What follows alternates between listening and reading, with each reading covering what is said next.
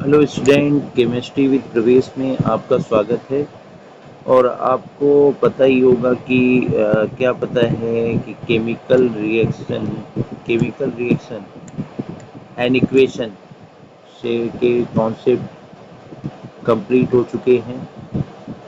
Chemical reaction and equation के concept complete हो चुके हैं, राइट। और मैं आपको क्या कर रहा हूँ कि इस पार्ट में अभी भी इसलिए हूँ क्योंकि आपके बोर्ड एग्जाम में किस तरीके से क्वेश्चन पूछे जाते हैं, वो जो डिफरेंट कॉन्सेप्ट दिए गए हैं, तो उनसे आपको रूबरू करा रहा हूँ। तो बिना देरी किए हुए मैं क्वेश्चन पे आता हूँ। क्वेश्चन क्या कह रहा है कि select from the following ABCD, चार आपको दिया गया। सिलेक्ट फ्रॉम द फॉलोइंग, एक डीकम्पोजिशन रिएक्शन। एक्चुअल में देखा जाए तो ये चारों डीकम्पोजिशन रिएक्शन है, लेकिन इसमें ये कह रहा है कि आपको ऐसा डीकम्पोजिशन रिएक्शन सिलेक्ट करना है जिसमें आपकी सोर्स ऑफ एनर्जी क्या है, लाइट है। ठीक है, जिसमें सोर्स ऑफ एनर्जी आपकी क्या है, लाइट है।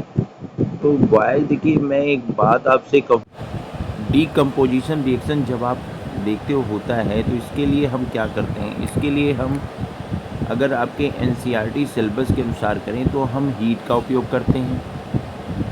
और क्या उपयोग करते हैं, हम इलेक्ट्रिक करंट का उपयोग करते हैं। इलेक्ट्रिक करंट का उपयोग करते हैं, इलेक्ट्रिक करंट का, राइट। और क्या करते हैं, हम सनलाइट का उपयोग करते हैं। हम क्या करते हैं, सनलाइट का उपयोग करते हैं। तो तीन हमारी डीकम्पोजिशन का मतलब क्या होता है, ये मैंने एक्सप्लेन किया है कि डीकम्पोजिशन किसको बोलते हैं, जिसमें किसी कंपाउंड को, एक सिंगल कंपाउंड था हमारे पास, उसको हमने क्या किया, तोड़ दिया। दो से अधिक सब्सटेंस में, सब्सटेंस A बन रहा है, B बन रहा है, C बन रहा है, या दो से अधिक सब्सटेंस में हमने तोड़ दिया। A कोई दूसरा कंपाउंड, B कोई दूसरा कंपाउंड, C कोई तीसरा कंपाउंड। ऐसे रिएक्शन को हम डीकम्पोजिशन रिएक्शन कहते हैं। ऐसे रिएक्शन को डीकम्पोजिशन रिएक्शन कहते हैं, डीकम्पोजिशन रिएक्शन कहते हैं, राइट। आते हैं ऊपर, देखिए, जब ये डीकम्पोजिशन हीट के द्वारा होता है। अब ये डीकम्पोजिशन रिएक्शन होगा कैसे, हीट के द्वारा होता है, तो इसको हम नाम क्या देते हैं, ये भी बहुत इम्पोर्टेंट है।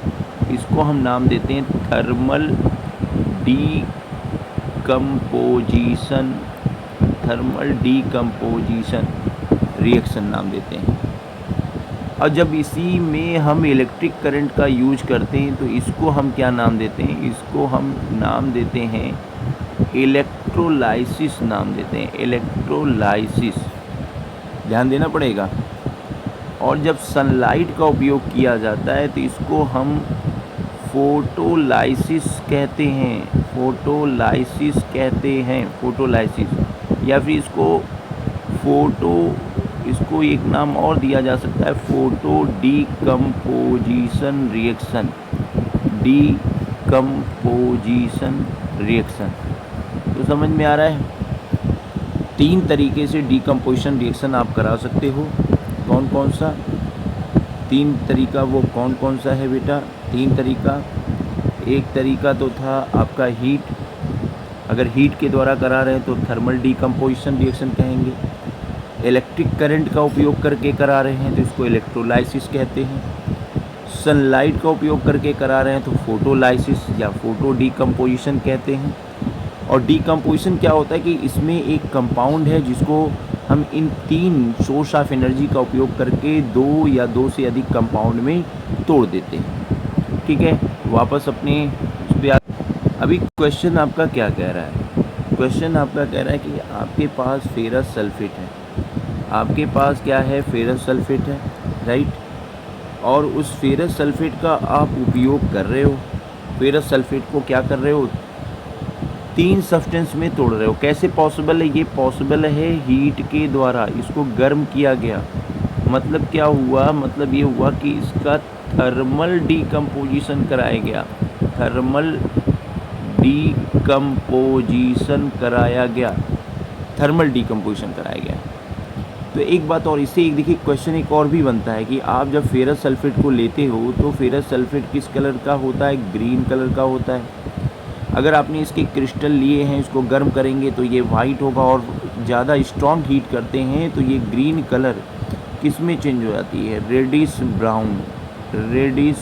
ब्राउन कलर में चेंज हो जाती है, रेडिश ब्राउन। मतलब क्या हुआ, जिससे आपको कलर चेंज अगर दिखाई दे रहा है तो जाहिर सी बात है केमिकल रिएक्शन हो रहा है। लेकिन केमिकल रिएक्शन क्या हो रहा है, रेडिश ब्राउन क्यों आ रही है, क्योंकि Fe2O3 का फॉर्मेशन हो रहा है, Fe2O3 का।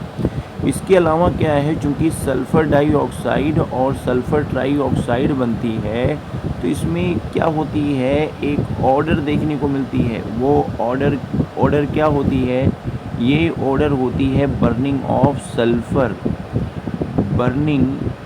ऑफ सल्फ़र के जलने की गंध आती है, ठीक है, जिससे ये पहचान हो सकती है। तो इनसे भी क्वेश्चन होता है कि फेरस सल्फेट को गर्म करने पर सल्फ़र के जलने की गंध आती है, इसका क्या हो सकता है, सल्फ़र डाइऑक्साइड, सल्फ़र ट्राइऑक्साइड। चलिए आगे बढ़ते हैं। देखिए क्या है कि दूसरा जो आपको दिया जा रहा है ये कौन सी होती है, ये है इलेक्ट्रोलाइसिस। इस रिएक्शन को क्या कहेंगे, इलेक्ट्रोलाइसिस। एक्चुअल में इसमें इलेक्ट्रिक करंट का यूज होता है, इलेक्ट्रिक करंट का यूज होता है। तो गाइस थोड़ी सी बातें मुझे आपको बतानी है। H2O का इलेक्ट्रोलाइसिस करा रहे हैं। जब भी इलेक्ट्रोलाइसिस कराएंगे तो ये याद रखिए कि सबसे पहली चीज़ मैंडेटरी है electric current, use of electric current. और इलेक्ट्रिक करंट अगर यूज किया जा रहा है तो हमें एक सर्किट चाहिए, हमें क्या चाहिए, एक सर्किट चाहिए, ठीक है, एक सर्किट चाहिए। और सर्किट के साथ साथ हमें दो इलेक्ट्रोड चाहिए। एक हमारा एनोड होता है, एनोड कौन सी होती है, ये हमारी पॉजिटिव टर्मिनल होती है। और इसके अलावा एक इलेक्ट्रोड चाहिए, ये हमारी निगेटिव टर्मिनल होती है, जिसको हम कैथोड कहते हैं, निगेटिव टर्मिनल। जैसे आप बैटरी में देखते हो ना, प्लस माइनस बना होता है, तो अगर हमें इसको प्रेजेंट करना है तो बड़ी लाइन का मतलब प्लस होता है और छोटी लाइन का मतलब माइनस होता है। ये एक सेल का सिंबल है। इस तरीके से कई सेलों को एक साथ बनाएंगे तो वो बैटरी बन जाता है। तो होता क्या है, एनोड और कैथोड के बीच इलेक्ट्रोलाइसिस कराई जाती है। मैं थोड़ा सा एक एग्जांपल ले लूँ, थोड़ा सा समय लूँगा।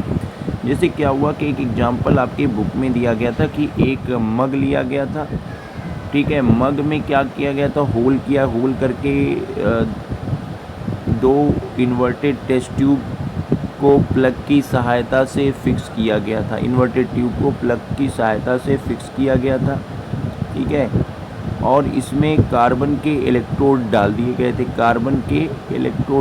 गए थे, जिनको 6 वोल्ट की बैटरी से जोड़ दिया गया था, 6 वोल्ट की बैटरी से जोड़ दिया गया था। ये मान लो हमने स्विच लगा के जोड़ दिया, अभी स्विच हमारी क्लोज है, ये स्विच क्लोज है।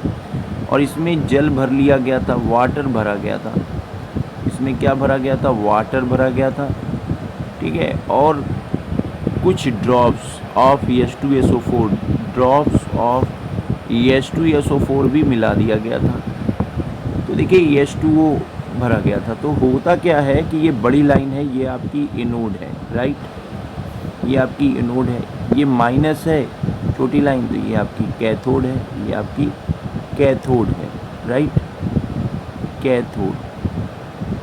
तो होता क्या है कि जो ही स्विच को हम ओपन करते हैं, अभी ये क्लोज है, ओपन करने का मतलब यहाँ से हटा देते हैं, तो देखिए क्या है कि इसमें क्या होते हैं, हमें बुलबुले दिखाई देते हैं, इसमें हमें बुलबुले उठते हुए दिखाई देते हैं, ये बुलबुले तो बुलबुले उड़ते हुए दिखाई देते हैं। तो आपको ये दिखाई देगा कि इस वाले भाग में आपको एक गैस जनरेट होती है, H2 गैस, और इस वाले भाग में जो होती है वो O2 गैस। कैसे पहचान होगी, पहचान होने का तरीका ये है कि इसमें जो वॉल्यूम होगा, जल का जो वॉल्यूम होगा वो ऊपर होगा, इसमें जो जल का वॉल्यूम होगा वो नीचे होगा। और लगभग चूँकि दोनों के वैल्यू में 2:1 का डिफरेंस होता है। तो उम्मीद कर रहे हैं कि ये इलेक्ट्रोलाइसिस भी आपको समझ में आ रही होगी कि होता क्या है बेटा। मैं आपको बताऊं कि आपके एनोड वाले टेस्ट ट्यूब में ऑक्सीजन गैस बनती है और आपके कैथोड वाले टेस्ट ट्यूब में हाइड्रोजन गैस बनती है। चलिए आगे पढ़ते हैं। देखिए आपके क्वेश्चन का जो दिया गया था 2Ag Br 2Ag plus Br2, आपको पता है कि सिल्वर ब्रोमाइड किस कलर का होता है। ये सिल्वर ब्रोमाइड ये वाइट कलर का है और जब इसको हीट किया जाता है तो ये ग्रे कलर में चेंज हो जाता है। फोटोग्राफी में इसका उपयोग भी होता है। तो कौन सी सोर्स ऑफ एनर्जी यूज हो रही है यहाँ पे? सनलाइट यूज हो रही है, सनलाइट, राइट। कैल्शियम कार्बोनेट को हम गर्म करते हैं, कौन सी सोर्स ऑफ एनर्जी यूज होती है? तो हीट यूज होती है, थर्मल डिकम्पोजिशन होता है। तो इसका ऑप्शन आपका हो गया सी। तो उम्मीद कर रहे हैं कि इससे जुड़े हुए कॉन्सेप्ट एक बार फिर आपके क्लियर हो गए। धन्यवाद।